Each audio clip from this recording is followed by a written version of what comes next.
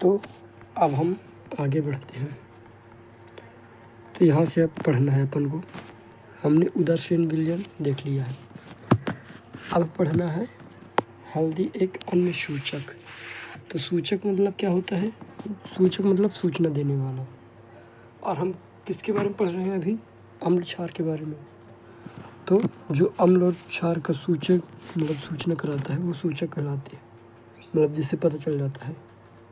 ठीक, तो चलिए आगे बढ़ते हैं। तो क्रियाकलाप 5.2। तो 1 चम्मच हल्दी पाउडर लीजिए, इसमें थोड़ा जल मिलाकर इसका पेस्ट बनाइए। तो पानी में घोल लेना है किसको? हल्दी को। फिर स्याही सोखता यानी कि ब्लॉटिंग पेपर या फिर फिल्टर पेपर पर हल्दी का पेस्ट लगाकर हल्दी पत्र बनाएं और उसे सुखा लीजिए। हल्दी पत्र की पतली पतली पट्टियाँ काटिए, है ना, जैसे कि किसमें, जैसे लिटमस पेपर के टुकड़े हैं उस तरह के करके काटना है आपको। फिर आप क्या देखती हैं? फिर क्या करना है? मतलब आप क्या देखते हैं, मतलब कि पट्टियाँ प्राप्त हो गई आपकी। फिर क्या करना है? इसी प्रकार सारणी में दिए गए विलयन का परीक्षण कीजिए और अपने परीक्षणों को सारणी 5.3 में नोट कीजिए। आप अन्य पदार्थों के विलयनों से भी परीक्षण कर सकते हैं। तो जो आगे सारणी इधर पास दी गई है उसमें से क्या करना है? हमको परीक्षण करना है। ठीक, तो यहाँ पास हल्दी के विलयन पर प्रभाव, तो जैसे नींबू का रस डालोगे, ठीक,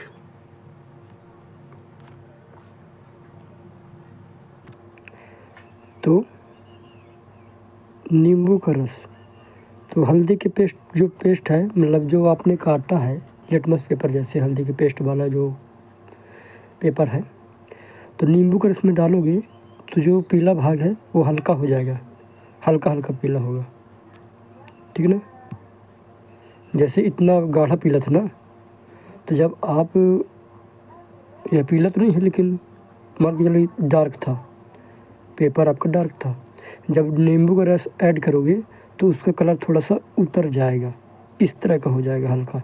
जो ये दिखाई दे रहा है ये वाला जो लिख रहा हूँ वो वाला नहीं, जो चित्र में दिखाया गया है ये जो चित्र वाला कलर है इस तरह हो जाएगा, मतलब थोड़ा उतर जाएगा का हल्का हो जाएगा रंग। ठीक, तो अब नींबू का रस मिलाओगे तो हल्दी पर क्या प्रभाव पड़ेगा? थोड़ा हल्दी का रंग उतर जाएगा। संतरे का रस डालोगे तो हल्दी का रंग उतर जाएगा, है ना? ऐसे ही सिरका डालोगे।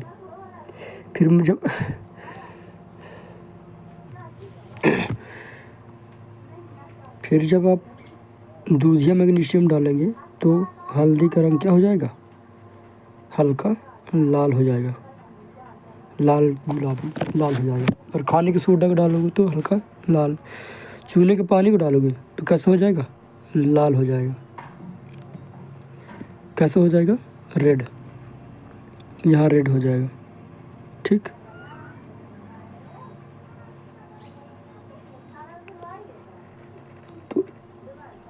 तो इस प्रकार से प्रभावित होगा। तो आगे बढ़ते हैं। देखो अब क्या है, आप अपनी माता जी के जन्मदिन पर उनके लिए विशेष बधाई पत्र बना सकते हैं। देखिए क्या करना है, सादे सफ़ेद कागज़ की शीट पर हल्दी का पेस्ट लगाइए।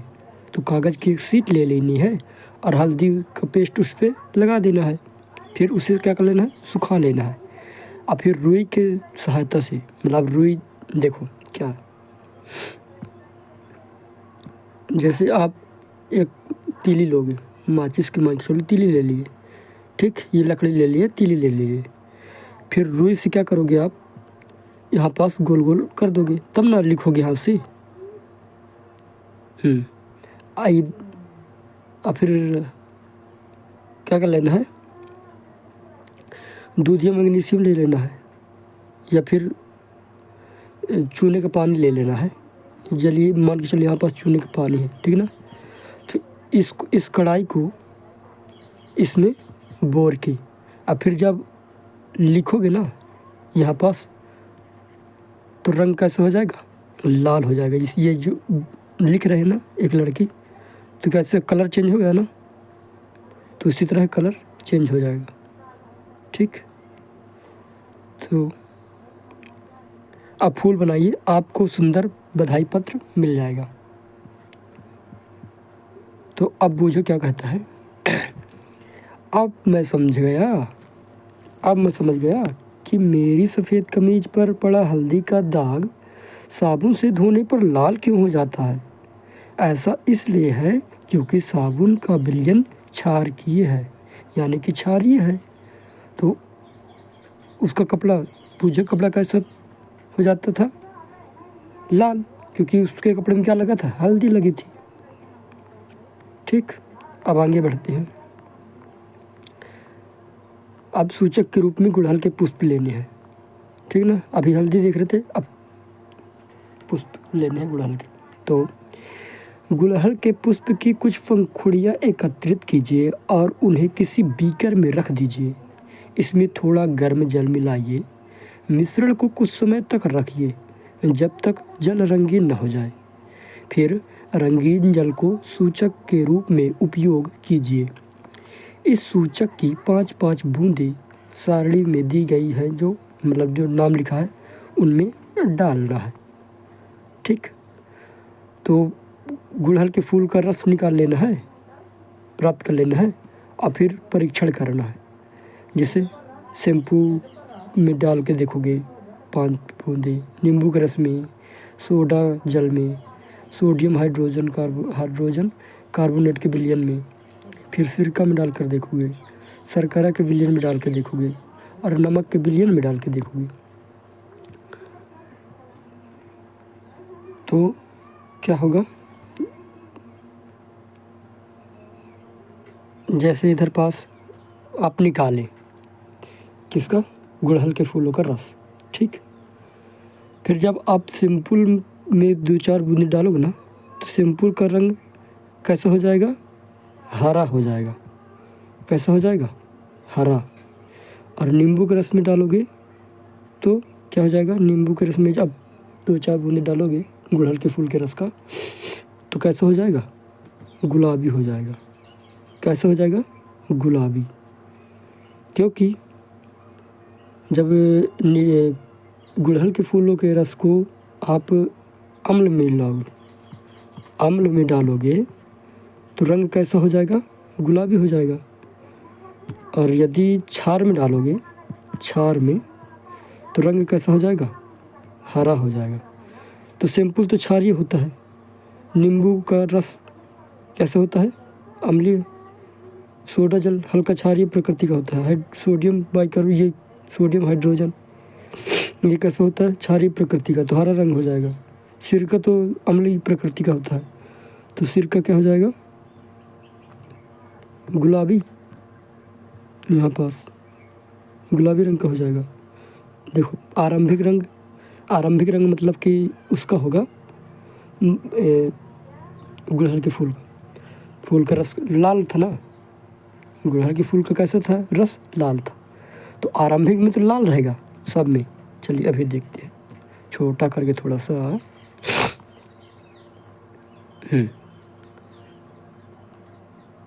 तो आरंभिक रंग गुड़हल के फूल का कैसा, सबका लाल है, सभी का क्या है, लाल है फिलहाल, है ना, फिलहाल क्या है ये, ठीक। फिर क्या हुआ, जब उसको हम अम्ल वाले क्षारीय प्रकृति वाले में डालेंगे तो कैसा हो जाएगा, हरा हो जाएगा। और अम्ल वाले में डालेंगे तो कैसा हो जाएगा, गुलाबी। तो नींबू के रस में कैसा हो जाएगा, गुलाबी कलर का हो जाएगा। नींबू के रस में कैसे हो जाएगा, गुलाबी कलर। और गुलाबी कलर कहाँ होगा अभी, जैसे सिरके में गुलाबी कलर हो जाएगा, है ना। इसके अलावा अगर क्षार में डाला जाएगा, क्षार में, तो कैसा रंग हो जाएगा, हरा रंग हो जाएगा। जैसे यहाँ पास क्षार है तो यहाँ पास अंतिम रंग क्या होगा, हरा रंग होगा। सोडा जल तो हरा रंग होगा, हरा रंग होगा, है ना, इस प्रकार से। तो नीचे लिखा भी है कि सूचक का अम्लीय, क्षारीय और उदासीन विलयनों पर क्या प्रभाव पड़ता है। तो देखें, अम्लीय पर क्या प्रभाव पड़ेगा, तो अम्लीय पर तो गुलाबी हो जाएगा, क्षारीय पर कैसा हो जाएगा, हरा, और उदासीन पर कुछ नहीं। जैसे ये आपका शक्कर और नमक है, तो इस पर कोई रंग होगा क्या, इस तो कोई रंग नहीं चढ़ेगा। ये शक्कर और विलयन, नमक के विलयन डालोगे तो ये तो उदासीन है, तो पुष्प के रंग पर कोई प्रभाव पड़ेगा, तो आंसर है नहीं, तो कोई प्रभाव नहीं पड़ेगा। यानी कि पहले से लाल था तो यहाँ भी लाल ही रहेगा। अब तो देखो, गुड़हल के पुष्प का सूचक अम्लीय विलयनों को गहरा गुलाबी और क्षारीय विलयनों को हरा कर देता है। अब आगे बढ़ते हैं। जब मैं शुष्क लिटमस पत्र खाने के सोडे के ठोस कण रखता हूँ तो मुझे सही परिणाम नहीं मिलते हैं। तो ये बूझो जो है वो बोल रहा है कि जब मैं लिटमस पेपर पर ठोस कण रखता हूँ खाने के सोडे का, तो मुझे कोई परिणाम नहीं मिलता है, यानी कोई कुछ नहीं मिलता, ना तो उसका कलर कुछ चेंज भी नहीं हो रहा। तो अब पहली क्या बोलती है कि सुनो, क्या क्यों नहीं हो रहा, पता क्या करना। अब पहली बोल रही है कि खाने के सोडे का विलयन बनाकर परीक्षण करो, ऐसे ठोस में करोगे थोड़ी होगा। तो पहली बहुत होशियार है ना। तो अब यहाँ पास आगे बढ़ते हैं। हाँ, ये गुड़हल के पुष्प, अम्ल, सूचक और क्षारक, ये सूचक है, ये बीच वाला क्या है, सूचक है। अब अगले किनारे क्या है, अम्ल है, और यहाँ क्षारक है ना। तो अभी परीक्षण करके देखे थे ना ऊपर, यहाँ पास। अब पढ़ते हैं आगे, एक सेकेंड। हाँ, तो आप इन प्राकृतिक सूचकों को बनाकर उनमें अम्लीय, क्षारीय और उदासीन विलयनों में रंग परिवर्तन देखने का प्रयास कर सकती हैं। पहली आपके लिए निम्न समस्या को लेकर आई है। तो कॉफ़ी का रंग है भूरा और स्वाद है कड़वा, अम्ल है यह है क्षार, प्रश्न बड़ा ही दुश्वार, स्वाद के कारण से अनजान, बिना परीक्षण होना ज्ञान। तो पहली एक समस्या लेकर आई है, बोल रहे कि कॉफ़ी का रंग तो भूरा है, स्वाद कड़वा है, तो अब कैसे पहचानूं कि अम्ल है कि क्षार है ना। और स्वाद भी उसका एकदम समझ नहीं आ रहा, अब कैसन करे परीक्षण। तो जब आप परीक्षण करोगे लिटमस पेपर से तो आप जान जाओगे। तो जब आप लिटमस पेपर से कॉफ़ी को चेक करोगे तो कॉफ़ी डायरेक्ट नहीं करना, उसका विलयन बनाना, ठीक ना। तो आप देखोगे, आप पाओगे लास्ट में कि कॉफ़ी कैसी प्रकृति का होता है, अम्लीय प्रकृति का। तो इसीलिए तो बेचारी सोच रही है कि चलो ठीक है, अम्ल है लेकिन कड़वा का है, तो कॉफ़ी में कुछ ये तत्व होते हैं जो कि कड़वापन उसको दिला देते हैं, ठीक ना। तो अब आगे बढ़ते हैं। शिक्षक या शिक्षिका दोनों में से कोई जो हो, यानी कि आपके टीचर से अपेक्षित है कि वे अपने विद्यालय की प्रयोगशाला अथवा आसपास के किसी विद्यालय से निम्नलिखित रसायनों की उपलब्धता सुनिश्चित करें, जैसे तनु हाइड्रोक्लोरिक अम्ल, तनु सल्फ्यूरिक अम्ल, तनु नाइट्रिक अम्ल, एसिटिक अम्ल, सोडियम हाइड्रोक्साइड। तो ये टीचर के ये बहुत खतरनाक होती है, इसको छूना उना नहीं चाहिए, है ना, न चखना चाहिए, बहुत खतरनाक होती है ये, ठीक। तो ये तो टीचर का काम है, अगर आपके स्कूल में है तो अच्छी बात है, नहीं होगा तो फिर पढ़ते हैं अपन आगे। तो अमोनियम हाइड्रोक्साइड तथा कैल्शियम हाइड्रोक्साइड, यानी कि चूने का पानी, इसमें से प्रत्येक विलयन पर तीनों सूचकों के प्रभाव को प्रदर्शित कीजिए।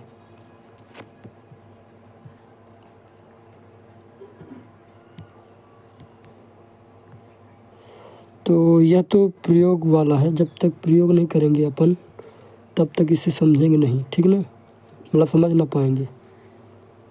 तो हालांकि अम्ल है तो इसका रंग कैसा हो जाएगा, गुड़हल के पुष्प के रंग पर जब डालोगे तो अम्ल है तो कैसे हो जाएगा, गुलाबी हो जाएगा। ये वाला हाइड्रोक्लोरिक जो एसिड है अम्ल है ना। और हल्दी के रंग पर क्या, हल्का, हल्दी का रंग कैसा हो जाएगा, हल्का हो जाएगा, है ना। तो आगे बढ़ते हैं फिलहाल।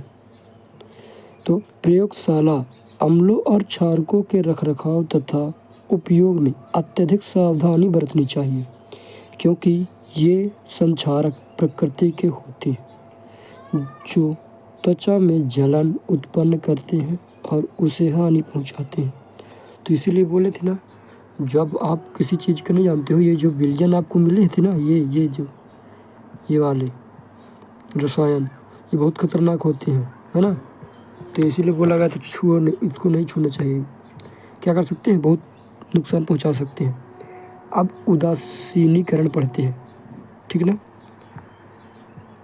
तो हमने पढ़ा है कि अम्ल नीले लिटमस पेपर को लाल कर देते हैं और क्षार लाल लिटमस पेपर को नीला कर देते हैं। आइए अब यह देखें कि जब किसी अम्ल को किसी क्षारक में मिलाया जाता है तो क्या होता है। यानी कि एक अम्ल ले लेना है एक साइड और एक साइड क्षारक ले लेना है। अब दोनों को इकट्ठा करके मिला देना है तो क्या होता है। तो हम उस सूचक का उपयोग करने जा रहे हैं जिसका आपने अभी तक उपयोग नहीं किया है। इसे फिनोल्फथेलिन कहते हैं, फिनोल्फथेलिन, ठीक है ना। तो फिनोल्फथेलिन का उपयोग करेंगे। यह एक नया रसायन है, तत्व है, ठीक है ना, रसायन मान के चलो, रसायन है। तो इसका हम उपयोग करेंगे, ये नया यौगिक है। तो क्या होगा, तो क्रियाकलाप कौन करेंगे, टीचर, है ना। तो किसी परख नली के 1/4 भाग को तनु हाइड्रोक्लोरिक अम्ल से भर लीजिए। इसका रंग नोट कीजिए। फिर फिनोल्फथेलिन विलयन के रंग को भी नोट करना है। फिर सूचक के 2 से 3 बूंद अम्ल में मिलाइए, जैसे यहाँ पास किया जा रहा है। तो परख नली को धीरे धीरे हिलाइए।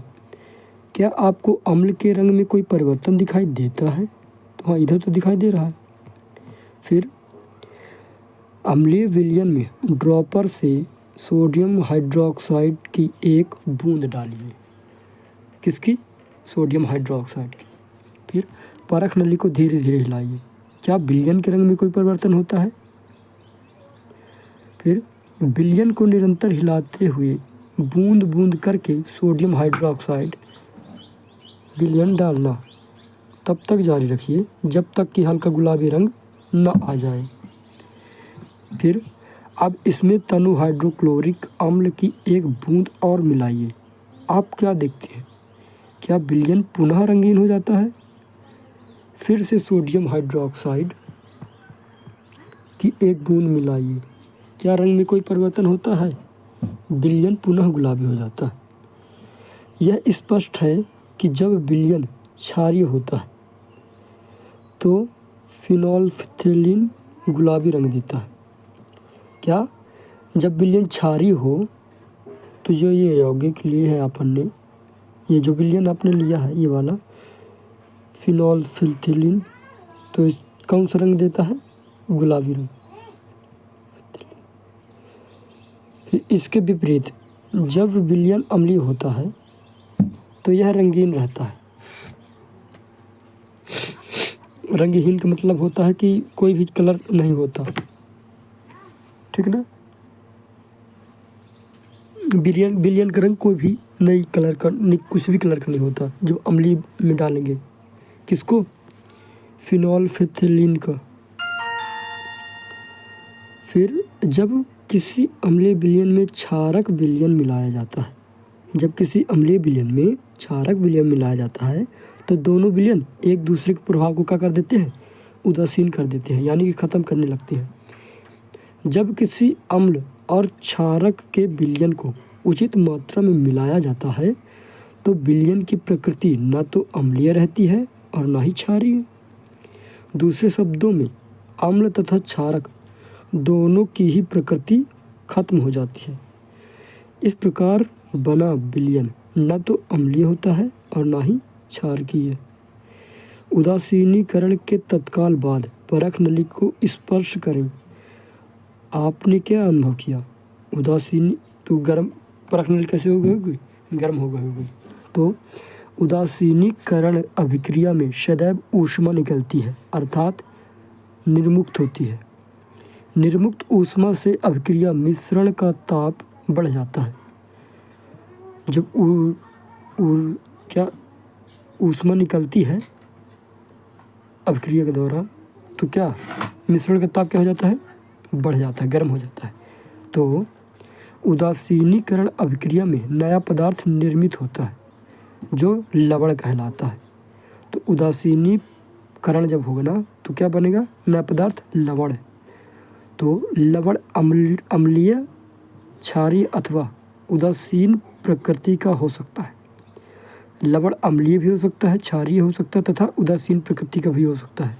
अतः उदासीनीकरण को निम्न रूप से परिभाषित किया जाएगा, जैसे किसी अम्ल और किसी क्षारक के बीच होने वाली अभिक्रिया उदासीनीकरण कहलाती है। इस प्रक्रम में ऊष्मा के निर्मुक्त होने के साथ साथ लवण और जल निर्मित होते हैं। तो जब एक प्रबल अम्ल और प्रबल क्षार को एक साथ मिलाओगे तो कौन सी अभिक्रिया हो जाएगी, उदासीनीकरण। और उदासीनीकरण के प्रक्रम मतलब विधि के दौरान क्या निकलेगी, ऊष्मा। ऊष्मा के साथ साथ क्या बनेगा, नए पदार्थ में लवण और जल।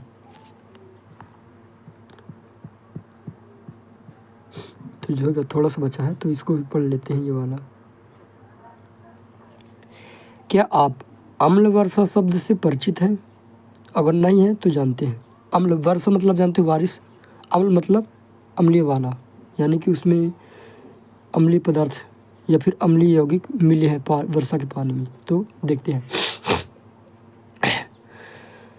क्या आपने कभी अम्ल वर्षा के क्षतिकारी प्रभावों के बारे में सुना है?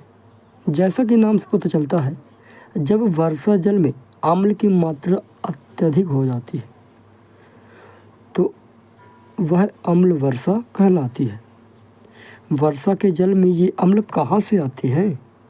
तो वर्षा जल अम्लीय इसलिए हो जाता है क्योंकि कार्बन डाइऑक्साइड, सल्फर डाइऑक्साइड और नाइट्रोजन डाइऑक्साइड जैसे गैसें वर्षा के जल में घुलकर क्रमशः कार्बोनिक अम्ल, सल्फ्यूरिक अम्ल और नाइट्रिक अम्ल बनाती हैं, जो कि अम्ल वर्षा कहलाती है।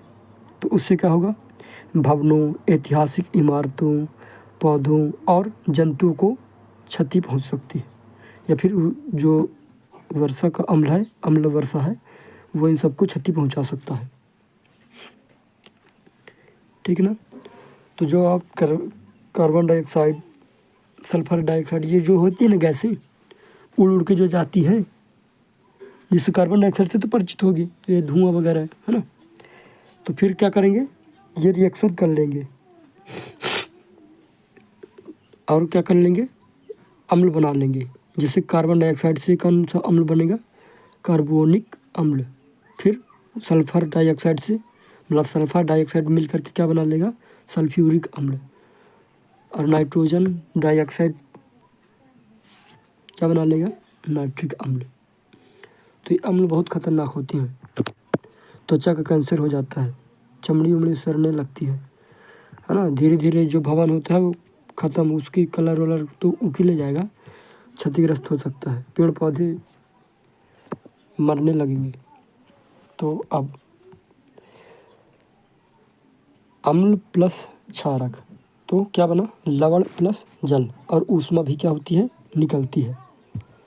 तो जब आप क्या करोगे, ये जैसे परख नली है तो इसमें अम्ल भी डालोगे और क्षार भी डालोगे, तो क्या मिलेगा, लवण और जल मिलेगा, और साथ में क्या निकलेगी, ऊष्मा। क्या निकलेगी, ऊष्मा, है ना, यानी कि ऊष्मा उत्पन्न होगी, निकलेगी या फिर उत्पन्न होगी। ठीक, तो आगे बढ़ते हैं। तो निम्नलिखित अभिक्रिया इसका उदाहरण है। ये जो अभिक्रिया नीचे दी गई है,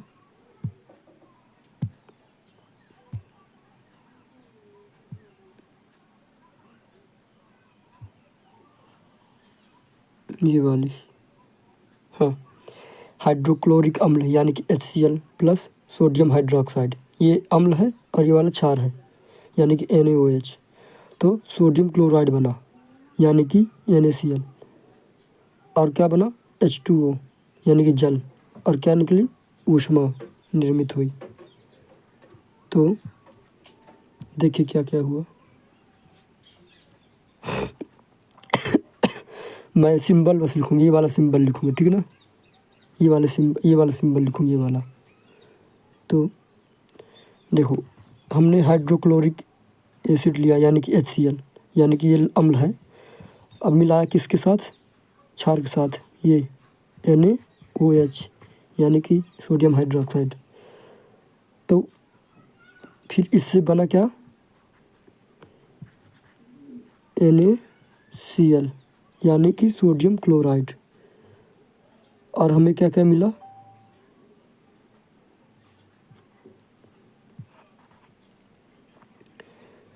जल मिला यानी कि H2O, और साथ में क्या निकला, ऊष्मा, ऊष्मा प्राप्त हुई। ठीक, तो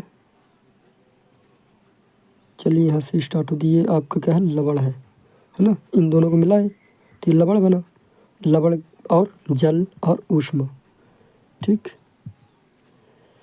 तो बूझों ने चूने के पानी में तनु सल्फ्यूरिक अम्ल मिलाया, अभिक्रिया मिश्रण गर्म हो गया अथवा ठंडा।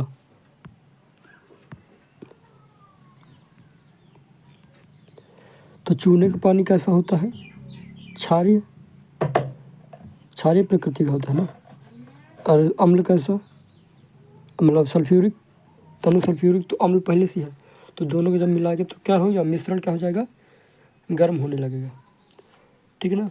तो देखो आप ये भी सोच सकते हो आप कि सर हम एक साइड नींबू का रस ले लेंगे और एक साइड ले लेंगे आपका साबुन का घोल, और दोनों को मिलाएंगे तो क्या ऊष्मा निकलेगी, तो ऐसा ज़रूरी नहीं है। ठीक,